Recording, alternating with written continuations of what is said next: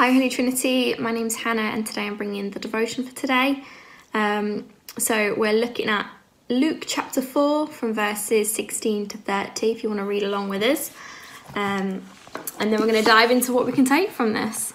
So it reads, "He went to Nazareth where he had been brought up, and on the Sabbath day he went into the synagogue, as was his custom. He stood up to read, and the scroll of the prophet Isaiah was handed to him. Unrolling it, he found the place where it was written, 'The Spirit of the Lord is on me, because he has anointed me to proclaim the good news to the poor. He has sent me to proclaim freedom for the prisoners and recovery of sight for the blind, to set the oppressed free, and to proclaim the year of the Lord's favour.' Then he rolled up the scroll and gave it back to the attendant and sat down. The eyes of everyone in the synagogue were fastened on him. He began by saying, 'Today this scripture is fulfilled in your hearing.' All spoke well of him and were amazed at the gracious words that came from his lips. 'Isn't this Joseph's son?' they asked. Jesus said to them, 'Surely you will quote this proverb to me, "Physician, heal yourself." And you will tell me, "Do here in your hometown what we have heard that you did in Capernaum." Truly I tell you," he continued, "no prophet is accepted in his hometown. I assure you that there were many widows in Israel in Elijah's time, when the sky was shut for 3.5 years, and there was severe famine throughout the land. Yet Elijah was not sent to any of them, but to a widow in Zarephath in the region of Sidon. And there were many in Israel with leprosy in the time of Elisha the prophet, yet none of them was cleansed, only Naaman the Syrian." All the people in the synagogue were furious when they heard this. They got up, drove him out of the town, and took him to the brow of the hill on which the town was built, in order to throw him off the cliff. But he walked right through the crowd and went on his way. What an interesting passage. I had to read the last bit a few times. I was like, they tried to throw Jesus off a cliff. What? But yeah, what a cool passage. When I first read this through, I was really struck that Jesus chose to read that part of Isaiah. It's such a famous part of Isaiah. "The Spirit of the Lord is on me because he has anointed me to proclaim the good news to the poor." I think it's very interesting as he goes on, is he stops at a certain point. Isaiah goes on for a little bit longer than this, but he stops after he says, "He has sent me to proclaim the freedom for the prisoners, recovery of sight for the blind, set the oppressed free, and to proclaim the year of the Lord's favour."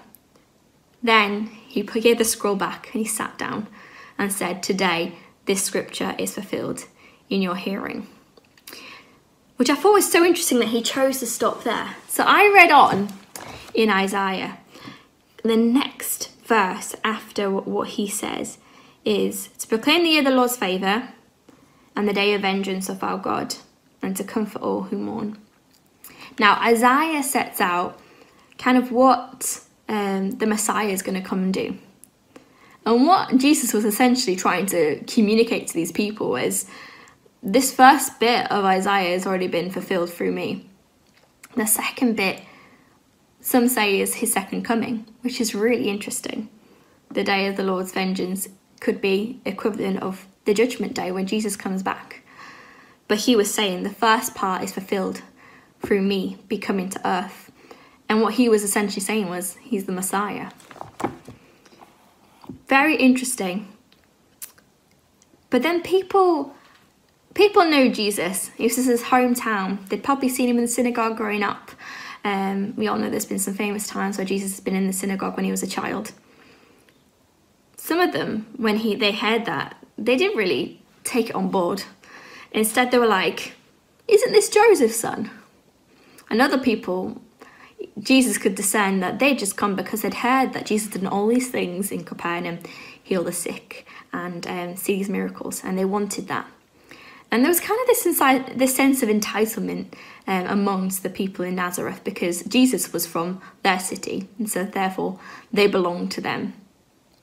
And so they felt that they were entitled to Jesus, doing all these cool things that they'd heard him do before.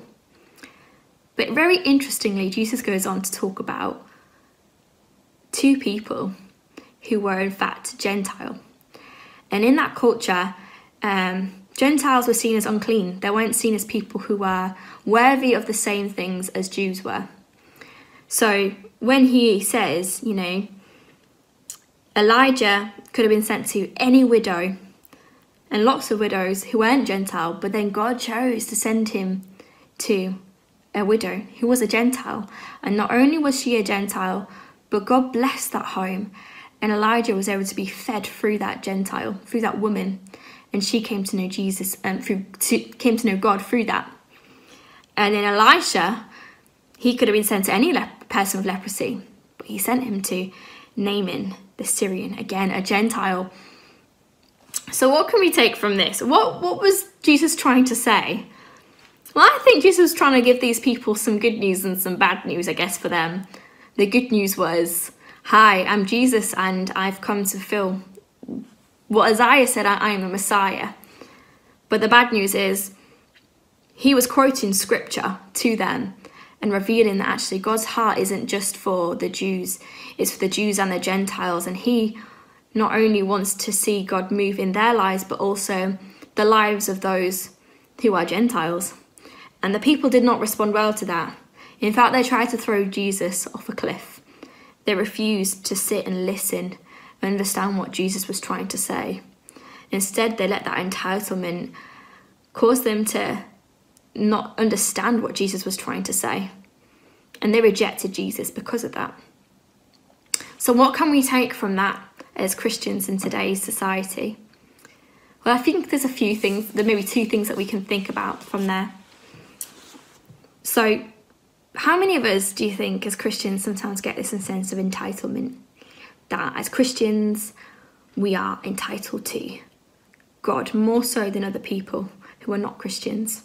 Well, I've prayed enough, I've prayed this many times, I've served you, Jesus, this amount of times, and, you know, I expect this. You know, I expect God's presence, I expect X, Y, Z. And as a society, we can sometimes become very selfish and very self-absorbed, thinking that, you know, being a Christian is about our own interest. When actually what Jesus probably would say to us in this sense is, I'm here for everybody. Yes, I love you, and, you know, but my main focus is to see many come to know me. And part of you knowing me and having me living inside of you is to also have that love and passion to see other people come to know him. I wonder how many times as Christians we forget about that and become too self-absorbed and think about our own issues above anything else, and then get annoyed with Jesus and God that we're not seeing our prayers answered.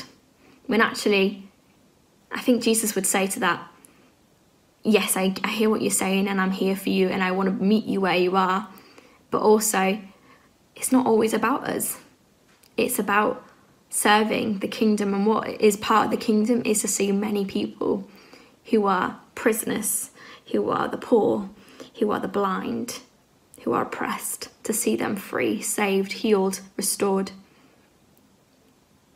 Another maybe point is these people, because of their entitlement, they closed their ears to hear what God was trying to say to them. Instead of accepting and understand what Jesus was trying to say, they chose to reject Jesus. Sometimes God says things to us that are a little bit difficult and they humble us. But actually, through that humbling, we grow more to be like Jesus. So I'm wondering this week we could take that into our thought pattern. Am I thinking too much about myself? What would Jesus say? What is Jesus trying to say to me now? And am I listening to what he is trying to say to me, or am I pushing my own agenda? I hope you guys have a lovely week. And I'll see you soon. Bye.